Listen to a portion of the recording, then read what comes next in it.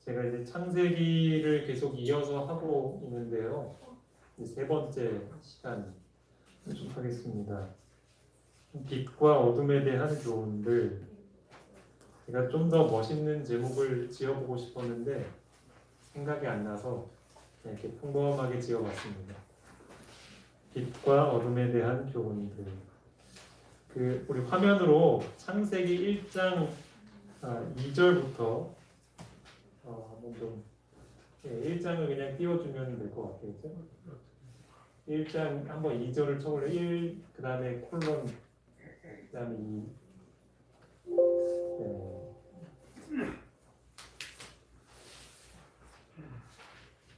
2절부터 한번 좀 볼까요?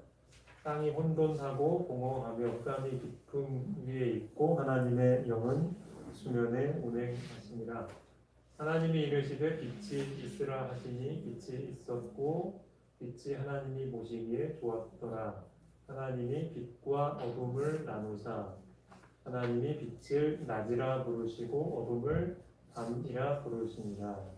저녁이 되고 아침이 되니 이는 첫째 낮이니라. 이렇게 나오죠. 원래 이제 하나님이 하늘과 땅을 만드셨는데 캄캄했습니다. 앞이 보이지 않을 만큼. 그래서 하나님이 이제 빛이 있으라고 말씀하셨죠. 그러자 뭐가 생겼어요? 빛이 생겼습니다. 환해졌죠. 빛을 보셨을 때 하나님의 기분이 어떠셨을까요? 심히 좋았더라. 예, 보시기에 좋았습니다. 하나님 보시기에 좋았습니다.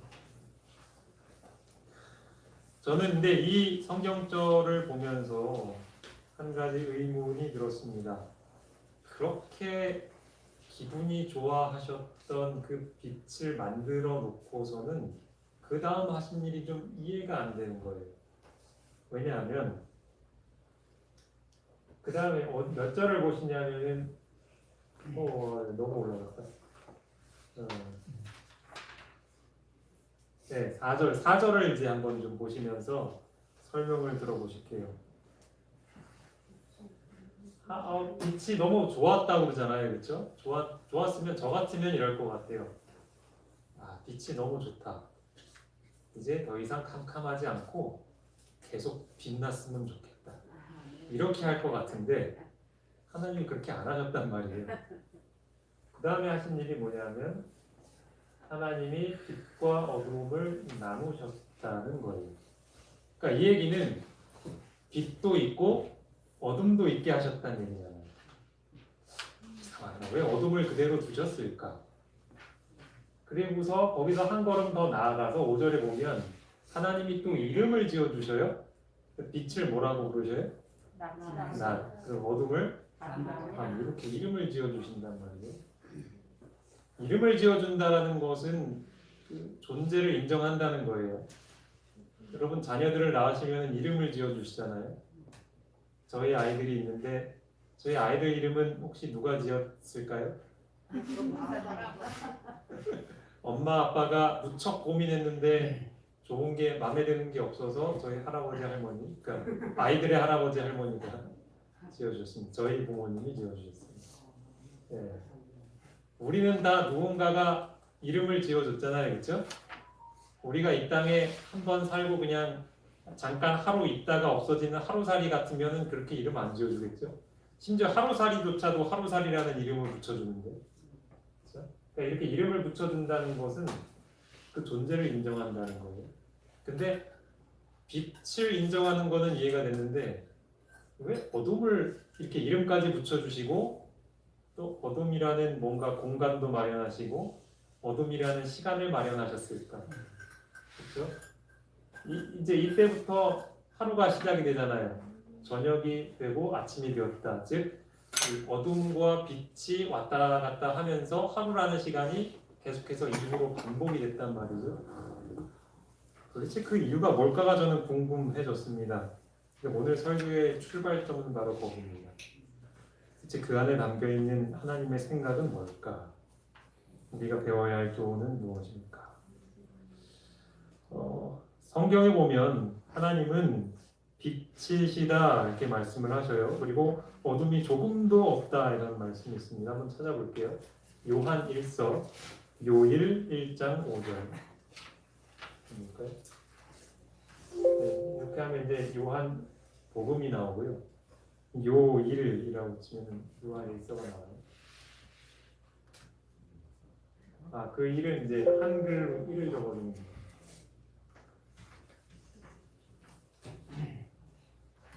네, 맞습니다. 여기도 보시면 하나님은 빛이시라 하고 그에게는 뭐가 없대요? 어둠이 조금도 없으시다는 거예요. 그러니까 그분이 계신 곳에는 어둠이 존재조차 할 수 없는 거예요. 그렇죠?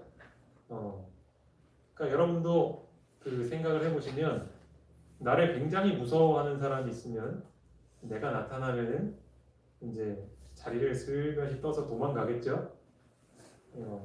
예를 들어서 뭐 이런 예는 적절치 않은 것 같으니 제가 예를 들지는 않겠습니다.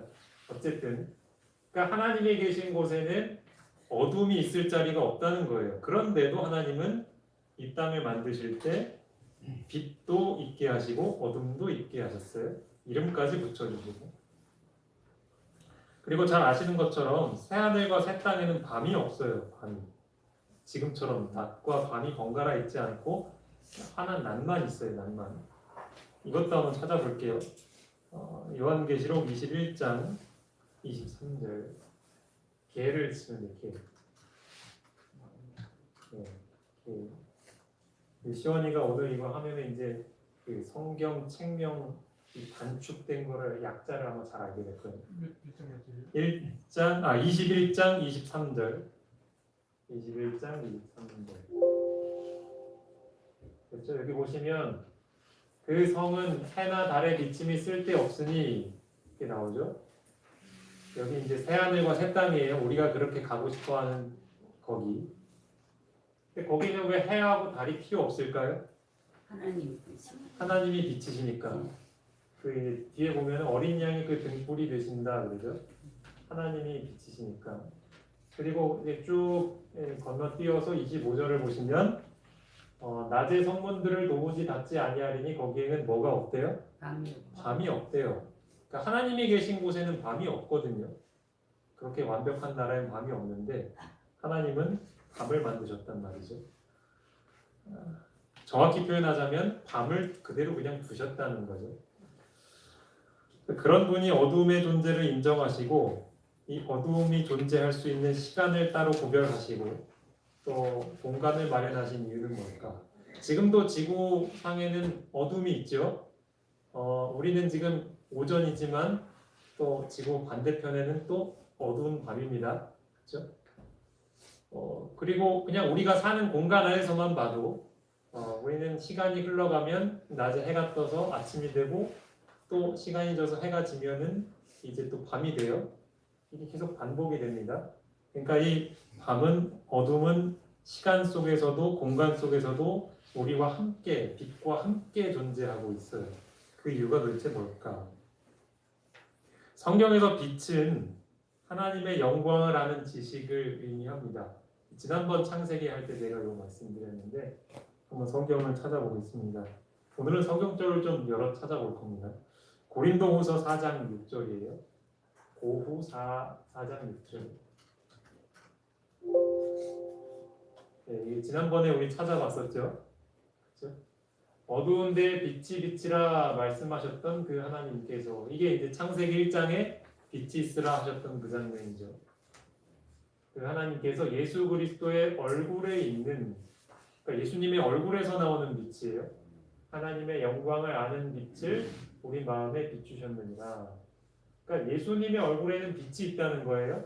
그 빛은 무슨 빛이냐면 하나님의 영광을 아는 빛이에요. 쉽게 얘기하면 아는 사람만 비출 수 있는 빛이에요. 만약에 우리도 하나님을 그렇게 알면 우리에게서도 빛이 날까요? 네. 그래서 지난번에 제가 예를 들었던 사람이 모세였죠. 모세가 하나님 40일 만났죠. 그렇죠? 그리고 나서 어떤 변화가 있었어요? 얼굴에? 너무 화내서 사람들이 얼굴을 볼 수가 없었죠. 그래서 얼굴을 어떻게 했어요? 수건으로 수건으로 가렸죠.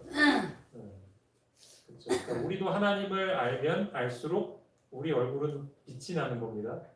그러니까 우리 얼굴에서 빛이 그렇게 안 나는 이유는 뭐냐면 아직 우리가 예수님처럼 하나님의 영광을 아직 잘 몰라서 그래요. 우리도 알아가면은 우리도 빛이 날 겁니다. 그러니까 우리도 이제 하늘나라에 가게 되잖아요. 이제 예수님과 사귀고 대화도 많이 하고 또 같이 놀고 뭐 그러다 보면은 우리도 이제 많이 알겠죠. 그리고 우리도 얼굴에 빛이 날 겁니다. 천사들처럼 예수님처럼. 그러니까 이 빛은 하나님을 아는 지식을 의미해요. 빛. 하나님을 아는 지식. 그래서 하나님은 예수님을 이 땅에 보내신 거죠. 사람들에게 그 지식을 가르쳐 주려고 하신 거예요. 그래서 사람들은 예수님을 통해서 누구를 보게 되는 거예요? 눈에 안 보이는 하나님이란 분을 이제 보게 되는 거죠. 그렇죠? 그런데 그것을 원하지 않는 존재가 있는데 이제 사단이에요. 사탄은 사람들이 하나님에 대해서 올바른 지식을 얻지 않기를 바랍니다. 그래서 그것을 방해를 합니다. 성경절 이거 조금만 올려볼게요. 여기로 4절. 조금 더 올려볼까요? 4절 중간에 4절 보시면 그 중에 이 세상의 신이 이제 사탄이에요. 믿지 아니하는 자들의 마음을 혼미하게 하여 그리스도의 영광의 복음의 광채가 비치지 못하게 함이니 말이 참 어렵죠, 그렇죠? 그러니까 지금 말씀드린 그 빛, 하나님이 어떤 분인지를 아는 그 지식, 그거를 사람들이 모르게 하려고 사람들의 마음을 혼란스럽게 하고 어지럽게 한다. 그런 얘기죠, 이게. 그러니까 우리는 이 둘 중에 어느 편을 선택하느냐에 따라서 빛 안에 살 수도 있고 어둠 안에 살 수도 있는 거예요. 바꿔 말하면 하나님을 알면서 일평생 살 수도 있고 하나님을 모른 채로 살다가 생을 마감할 수도 있어요. 그렇죠? 이것은 하나의 대결입니다. 눈에 보이지 않는 대결이 매일매일 우리를 가운데 두고 벌어지고 있는 거예요. 그러니까 내가 하나님을 알게 하기 위해서 하나님과 그 편이 열심히 일을 하고 있고 또 그걸 방해하기 위해서 사탄과 그 동료들이 함께 열심히 일하고 있는 거예요. 우리는 그 전쟁터 가운데서 하루하루를 살아야 하는 거죠. 그 전쟁터에서 하나님이 승리를 하신다? 그럼 어떻게 하면 이기시느냐? 우리가 하나님을 더 알게 될 때 이겨요. 반대로 우리가 하나님을 아는 일 별 관심 없고 등한히하고 신경 안 쓰면 그건 이제 어느 쪽이 이기는 거예요? 사탄 쪽이 이겨가는 거예요. 그렇죠? 그럼 이제 우리는 어둠 속에 있는 거고. 이제 성경에서 말하는 빛과 어둠의 의미가 이런 의미가 있어요. 이런 싸움은 언제부터 시작됐냐 하면 아담과 하와 때 이 세상 처음부터 시작이 됐습니다. 하나님이 에덴 동산 가운데 나무 2개를 두셨죠. 오늘도 봤죠? 세찬이랑 시원이랑. 그치? 2개 뭐 있었지? 나무? 생명나무랑 선악을 알게 하는 나무 2개가 있었어요. 재미있는 거는 이 나무긴 나무인데 먹으면은 지식이 늘어나는 나무예요. 그런 나무 있으면 공부 안 해도 되니까 좋겠지, 그치? 그냥 먹으면은 딱 알고 시험 때 그냥 다 풀면 되니까. 근데 이제 여기 있는 이 나무는 별로 도움이 안 되는 지식을 얻게 하는 나무였죠. 선악을 알게 하는. 그거는 먹으면은 죽겠다고 경고도 해주셨어요, 하나님이. 그런데 이제 뱀이 이제 유혹하였고 이제 하나님 명령을 어겼죠. 그래서 아담과 하와는 하나님 말씀하신 것처럼 선과 악에 대한 지식을 배우게 된 거예요. 정확히 말하면 악에 대한 지식을 알게 된 거예요. 왜 이런 표현을 쓰냐면 여러분 생각해 보세요. 아담과 하와가 이 나무 열매를 먹기 전에는 선만 알았어요. 그러니까 하나님을 사랑하고 이웃을 사랑하는 게 자연스러운 때에 살았어요. 오히려 하나님을 미워하고 사람을 미워하는 게 더 어렵고 부담스러웠어요. 근데 그런 상황에서 하나님께서 금하신 나무 열매를 먹으니 이제 하나님에게 불순종하는 맛을 그때 처음 알게 된 거예요. 악에 대한 지식을 처음으로 발견하게 된 거죠. 그렇죠? 네. 근데 그 지식을 얻게 되니까 좋았어요? 괴로웠어요. 별로 좋을 게 없어요. 차라리 모를 때가 더 낫죠.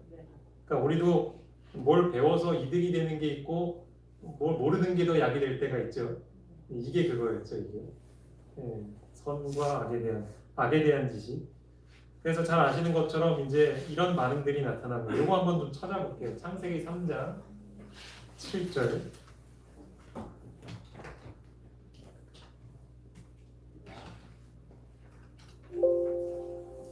이에 그들의 눈이 밝아져 자기들이 벗은 줄을 알고 무화과 나무 잎을 엮어 치마로 삼았더라. 예. 왜 치마를 만들었을까요? 갑자기 부끄러우니까요. 그 전에는 부끄러운 줄 몰랐죠. 그러니까 악에 대한 지식을 알게 되니까 이제 부끄러움이라는 감정을 알게 됐어요. 그 다음에 이제 몇 절을 보시냐면 3장 10절을 보겠습니다. 조금 요 아래 보시면 이제 하나님이 아담과 하와를 부르시죠. 이르되 내가 동산에서 하나님의 소리를 듣고 내가 벗었으므로 두려워하여 숨었나이다. 그래요. 하나님 부르시는데 왜 숨었죠? 두렵대요. 그 전에 하나님이 두려웠을까요? 아니, 안 두려웠어요.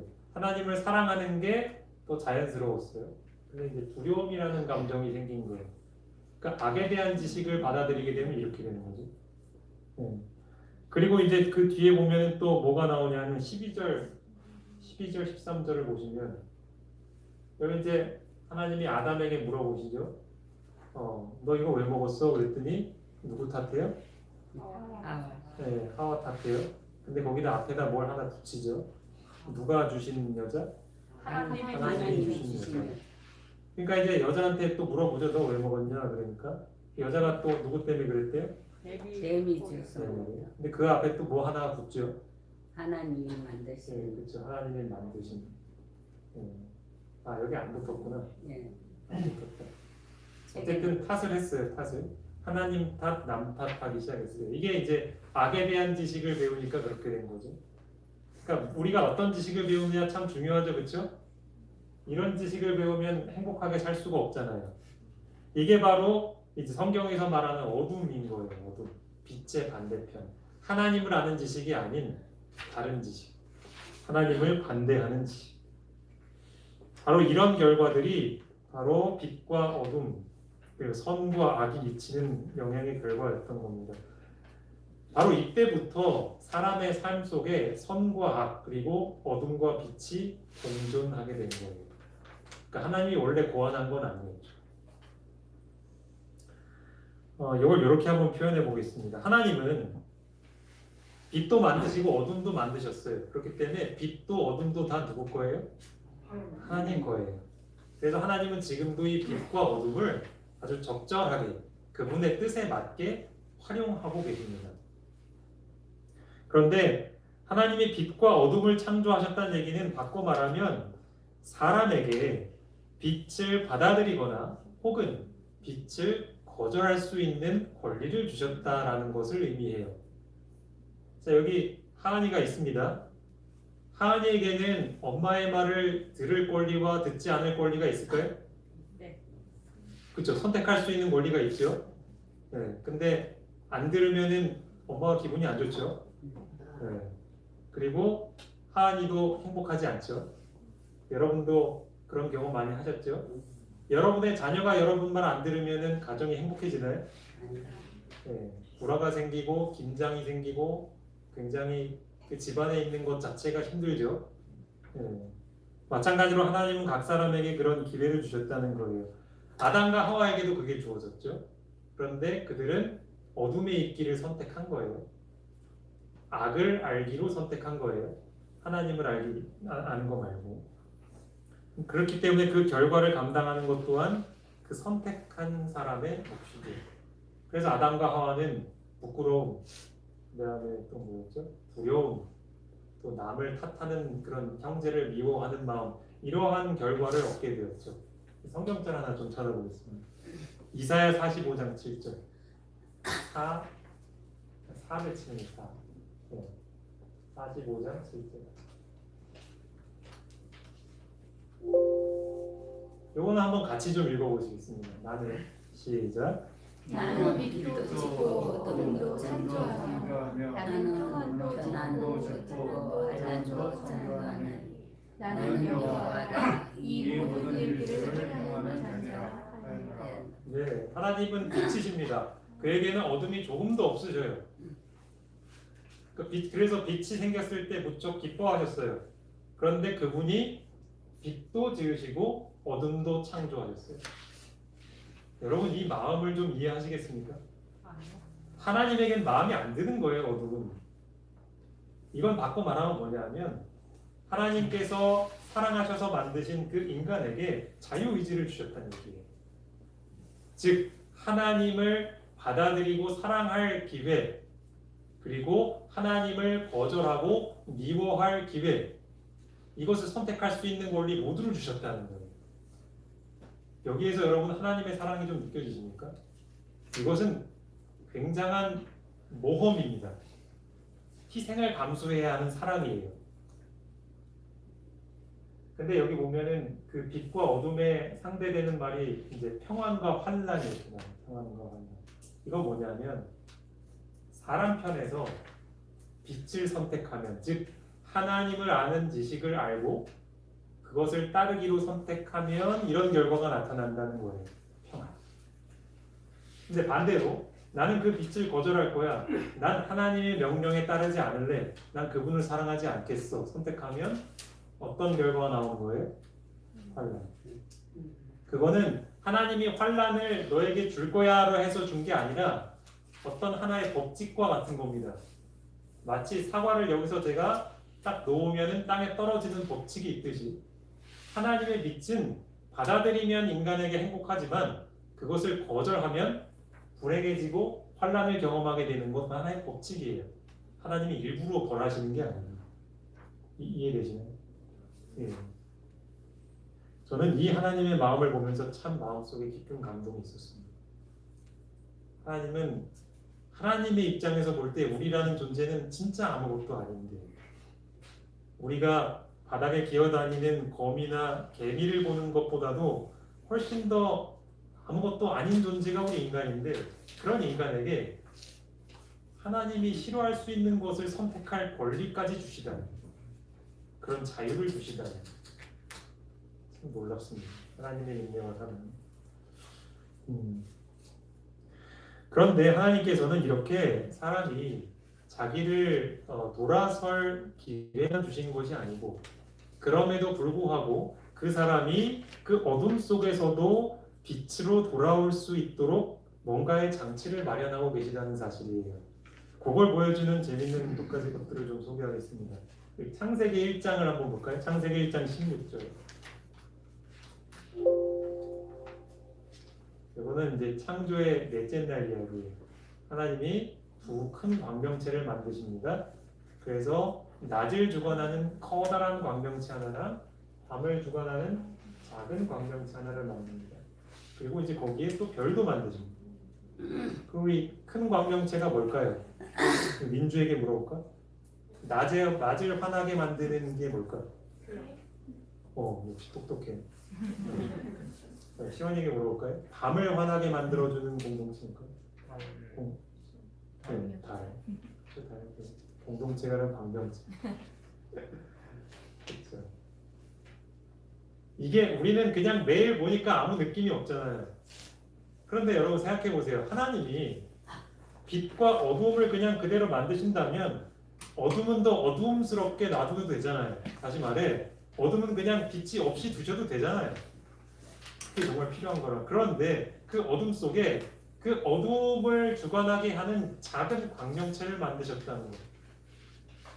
저는 이걸 보면서 어떤 생각이 드냐면 아까 말씀드린 것처럼 사람들 가운데 하나님을 알지 않기로 선택하고 하나님을 사랑하지 않기로 선택하는 스스로 어둠 쪽을 선택한 사람들을 향해서도 하나님은 여전히 끊임없이 자신에 대한 진짜 지식을 보여주고 싶으신 거예요.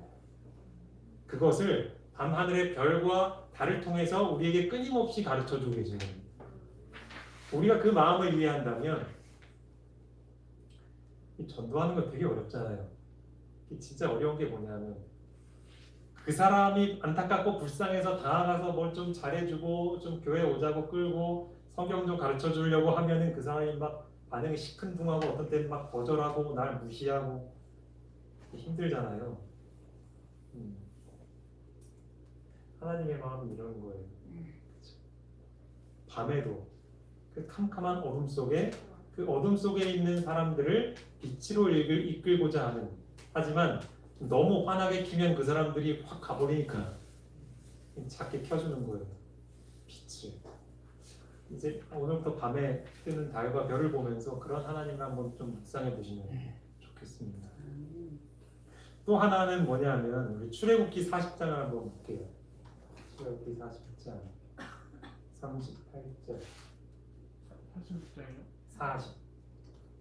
40장 38절 여기다 보이지? 출자를 한번 다시 써요.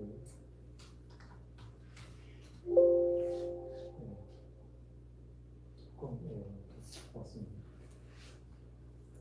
낮에는 여호와의 구름이 성막 위에 있고 밤에는 불이 그 구름 한가운데 있음을 이스라엘의 온 족속이 그 모든 행진하는 길에서 그들의 눈으로 보았더라.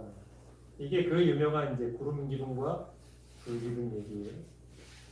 광야 생활하는데 하나님께서 그들과 함께 계시다라는 것을 보여주는 장치들이었죠. 근데 그게 낮에만 있지 않았죠? 밤에도 있었죠. 불 기둥. 그러니까 이러한 모든 것들이 우리에게 상징으로 보여주는 바가 그런 거죠. 밤을 선택한 사람들에게 여전히 빛으로 돌아오게끔 하시는 그런 하나님의 마음을 떠오르게 하는 그런 모습들이죠. 여러분이 빛과 어둠, 빛의 편과 어둠의 편에는 각각 대장들이 있습니다. 즉 힘 있는 존재들이 있어요. 각 편에. 빛의 편에는 하나님이 계시고 또 어둠의 편에는 사탄이 있습니다. 사도행전 26장 18절을 한번 볼게요. 사도행전 행 26장 18절.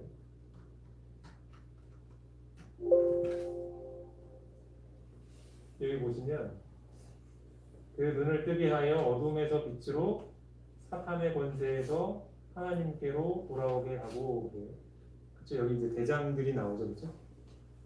그러니까 왜 사람들이 자꾸 이렇게 어둠에서 헤어나오지 못하는가? 왜 사람들이 하나님께 돌아오기를 꺼리는가? 그것은 그 어둠을 부여잡고 있는 권세자가 그 힘을 휘두르고 있기 때문에 그런 거죠. 그러니까 거기에서 사람을 꺼내고 싶다, 내가 빠져나오고 싶다라고 한다면 그 권세자보다 더 힘센 누군가가 그 사람과 그 존재와 싸워서 이겨야 되는 거예요.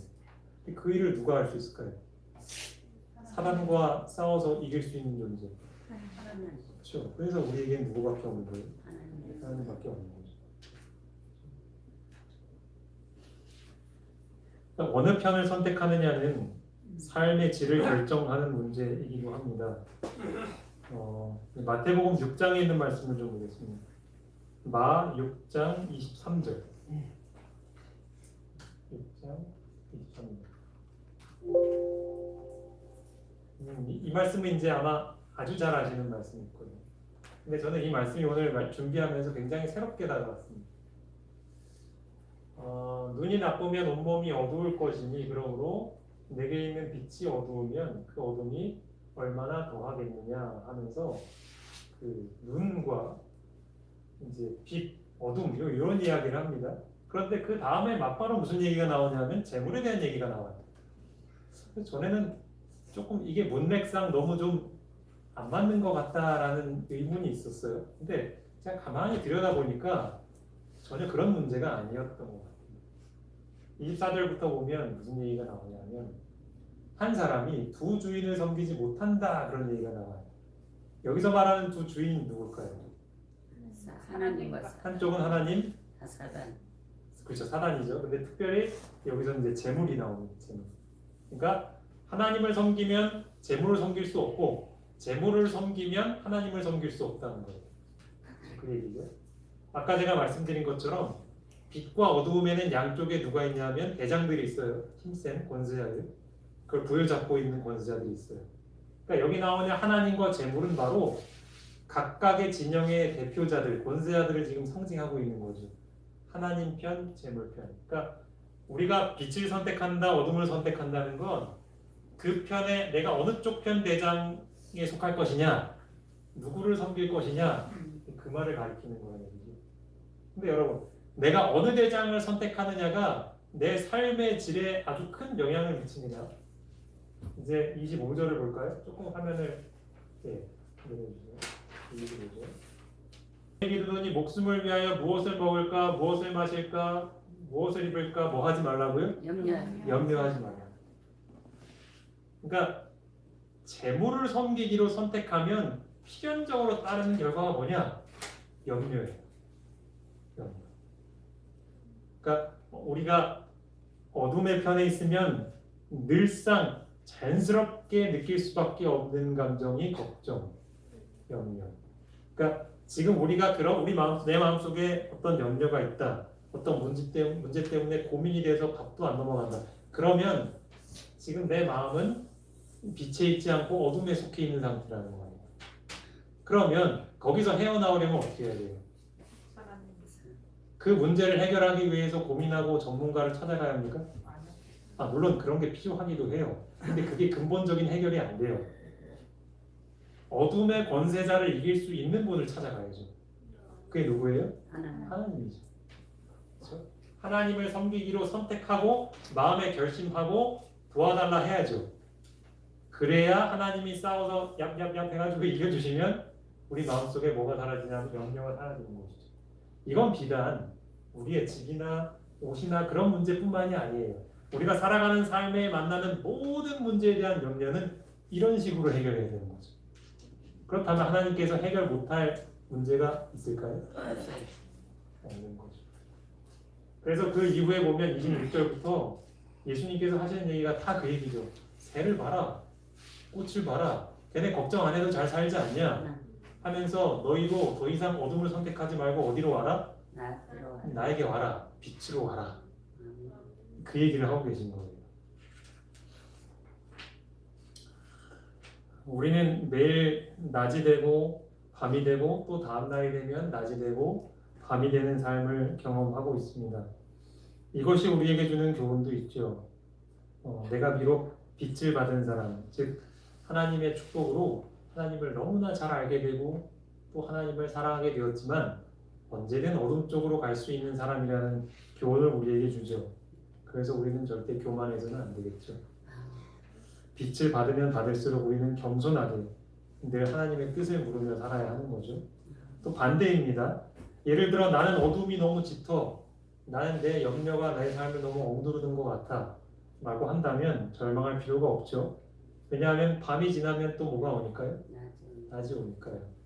우리는 언제든지 어둠에서 빛으로 갈 수 있다라는 희망을 가질 수 있는 것이죠.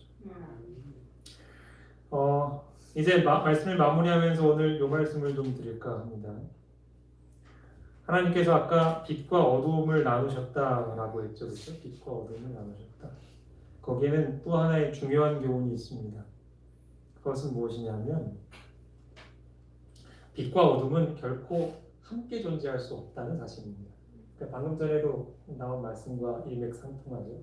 하나님과 재물을 동시에 섬길 수 없는 것처럼 돈과 하나님을 똑같이 사랑할 수 없는 것처럼 어둠과 빛은 동시에 내 안에 있을 수는 없어요. 분명 어느 한편에 하나는 속하게 되어 있는 거죠. 하나님께서는 우리에게 빛을 주십니다. 그래서 내가 어둠 속에 있다는 것을 더 분명히 깨닫게 해주실 거예요. 사실 아담과 하와는 빛이 더 환하게 비춘 때에 어둠이 무엇인지를 맛보았던 상황이었어요. 하지만 우리는 전혀 반대의 상황입니다. 하나님을 아는 지식이 거의 보이지 않는 시대에 살고 있어요. 그러다 어쩌다가 하나님에 대해서 알게 되면 그게 너무나 새롭고 감사하고 그렇게 살고 있는 거거든요. 그렇죠? 하나님은 우리에게 좀 더 많은 빛, 좀 더 분명한 지식 그런 것들을 깨닫게 해주시기 위해서 지금도 일하고 계십니다. 그런데 문제는 뭐냐면 그 빛이 비치면 비칠수록 내가 어둠 속에 있다는 것이 더 분명해져요. 별로 반갑지 않은 사실이에요. 그래서 사람들은 이게 옳은데 라는 것을 머릿속으로 아는데도 불구하고 그것을 거절을 합니다.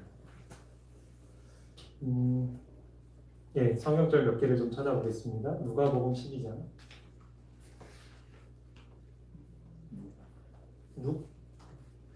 그다음에 12장 51절. 네. 예수님은 화평을 주러 오신 분 그렇게 많이들 알고 계시지만 사실은 여기는 없지만 이제 검을 주러 오셨다는 표현이 있죠. 그러니까 이게 뭐냐면 우리가 하나님에 대해서 알면 알수록 지금 내가 살아가고 있는 상태는 잘못되었구나. 내가 다른 쪽으로 돌아가야 되는구나 라는 걸 보게 되거든요. 근데 여러분 아시잖아요. 지금 내가 하고 있는 게 잘못됐다라는 걸 보여주면 저를 포함한 대부분의 사람들은 별로 달가워하지 않아요. 그렇죠? 그러니까 그 빛이 밝고 분명할수록 하나님에 대한 기별이 더 밝고 분명하게 깨달아질수록 사람들 마음에서는 이런 갈등이 생기는 거예요. 고민이 생기고 그래서 어떤 사람들은 그래 내가 이제 돌아서야지 더 이상 이렇게 살지 않겠어 라고 하지만 어떤 사람들은 그래도 난 그렇게 못하겠어 라고 하면서 빛을 거절하는 거죠. 그런 두 가지 반응이 이 빛 때문에 생겨난다는 거예요. 그래서 빛은 빛과 어둠을 더 분명하게 나누는 어떤 도구가 되기도 합니다. 또 하나 보겠습니다. 요한복음 3장 19절 볼게요. 요한복음 3장 19절. 요를 쳐야 되지. 요. 네. 빛이 세상에 왔으되 사람들이 자기 행위가 악함으로 빛보다 뭘 더 사랑했대요? 어둠을 더 사랑했대요. 이건 단순히 무슨 흥청망청하는 쾌락이 너무 좋다 이런 뜻이 아니고요. 지금껏 내가 살아왔던 삶을 포기하는 거, 지금껏 내가 맞다고 생각하고 옳다고 생각했던 것, 좋다고 생각했던 것들을 내려놔야 하는 게 너무 괴롭고 힘들고 귀찮아서 그냥 나 이렇게 살래 이렇게 선택한다는 얘기예요. 이게 바로 빛이 비칠 때에 사람들에게서 나타나는 반응이라는 거죠. 그러니까 우리도 이런 전철을 밟으면 안 되겠죠. 그렇죠? 말씀을 마무리하면서 다가오는 새해에는 이제 2022년보다 더 하나님의 빛을 사모하시는 우리 모두가 되었으면 합니다. 세상에 중요한 일들 참 많잖아요. 시험 공부도 하고 집안 청소도 해야 하고 손님 맞이도 해야 하고 미래를 위해서 준비도 해야 하고 직장에서 일도 해야 하지만 우리의 영원한 생명이라는 문제를 놓고 봤을 때 가장 중요한 건 내가 빛에 속해야 하는 것, 그게 제일 중요하잖아요. 그렇죠? 하나님을 아는 지식을 어떻게 더 잘할 수 있을까? 그것이 여기 모인 우리 모두의 가장 큰 화두요 고민이 되었으면 하는 바람으로 오늘 말씀 마치겠습니다. 기도하겠습니다. 사랑의 하나님, 어둠이 조금도 없으신 빛이신 분께서 이 세상에 어둠을 허락하신 그 은혜의 마음을 이해하기 바랍니다. 지금도 그 어둠 속에서 우리가 이해할 수 있을 만큼의 빛을 비추시며 나에게로 돌아오라 하시는 그 하나님의 메시지를 우리 마음에 깨닫을 수 있도록 성령 하나님 도와주시고 비록 주님께 돌아가는 그 발걸음이 고되고 번거로울지라도 그 앞에 놓여있는 영생이라는 귀한 선물을 위하여서 용감하게 그 좁은 길을 가기로 선택할 수 있는 우리 모두가 되도록 도와주시옵소서. 예수님의 이름으로 기도합니다.